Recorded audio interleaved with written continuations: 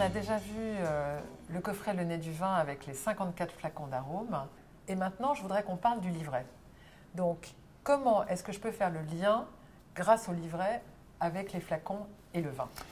Ce livret va nous permettre de rentrer dans la compréhension de cet ouvrage par les cépages, par le sol et aussi par les arômes eux-mêmes en rapport avec les vins. Comment est-ce que le coffret du Nez du Vin va m'apprendre à déguster? Alors, ces arômes que nous avons sentis, qui deviennent des marqueurs, qu'on a bien enregistrés dans notre mémoire, ils vont nous permettre de reconnaître un cépage, une appellation, un millésime, et voire même un vigneron quand on est très exercé. Je vois dans le livret qu'il est proposé, c'est ça qui est intéressant, plusieurs façons d'entrer dans la dégustation et on démarre par les cépages. Dans ce livret, il y a la page qui est réservée aux cépages pour les vins blancs, cépages des vins rouges, et donc à partir de ces cépages, on a noté ces arômes qui sont dans le livret et on peut partir avec le livret sur une région d'Alsace avec son coffret, son livret dans la poche et l'ouvrir sur les cépages Gewürztraminer, sur le Riesling. Vous verrez les arômes typiques de chacun de ces cépages. Ça, c'est la première entrée. Vous me parlez beaucoup d'Alsace, pourquoi? Parce que je trouve que c'est le cépage, je trouve le plus pédagogique. Si on veut faire comprendre le nez du vin, je prends un vin d'Alsace, un Gewürztraminer par exemple. Je crois qu'avec ces arômes de rose, de litchi, c'est assez évident pour tout le monde. Les gens, plusieurs fois, m'ont dit « Ah, j'ai compris ». Alors, vous allez me faire une dégustation? Alors, je vais vous faire une dégustation. Je vais vous faire sentir des cépages, des arômes plutôt typiques de 3 régions que vous allez essayer de bien mémoriser. Et je vous ferai goûter les 3 vins qui correspondent aux arômes que je vous aurai choisis.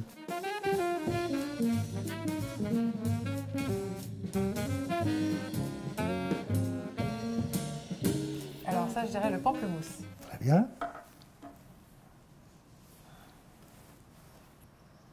Bourgeon de cassis. Bravo. C'est pas le plus simple, hein, celui-ci. C'est pas le plus simple.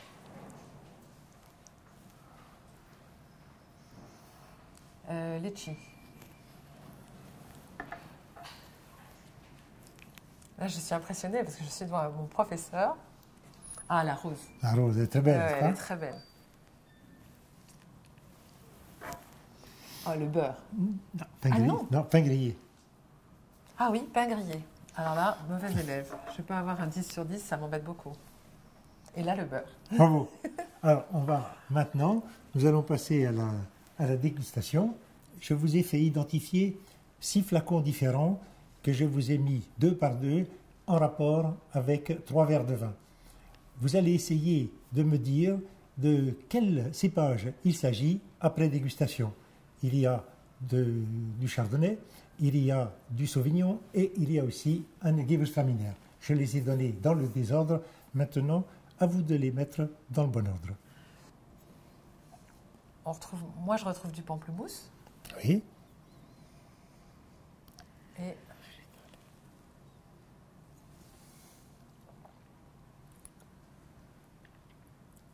quelque chose d'assez végétal. Donc là, par rapport à ce que j'ai lu dans le coffret, là, je dirais plutôt le sauvignon par rapport au... Pas du tout le Gewürztraminer, qui ne me semble pas être Bravo. en rapport bien. avec les arômes. C'est juste. D'accord. On passe au deuxième? Passons au deuxième.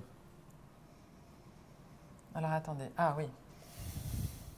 Alors là, le litchi, tout de suite. Ah bon.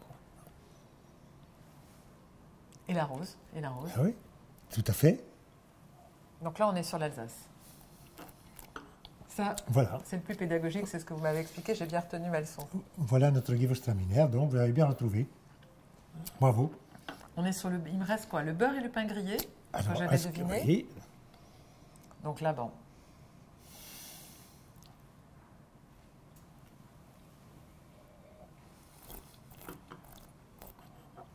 Donc là, par défaut, je vais dire le chardonnay, mais...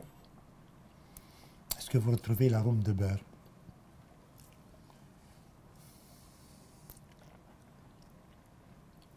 Oui. Voilà. C'est moins évident, vous avez raison, que la rose et le litchi, Voilà. mais on C'est le un peu retrouve, plus difficile. c'est plus difficile. C'est plus difficile. Voilà.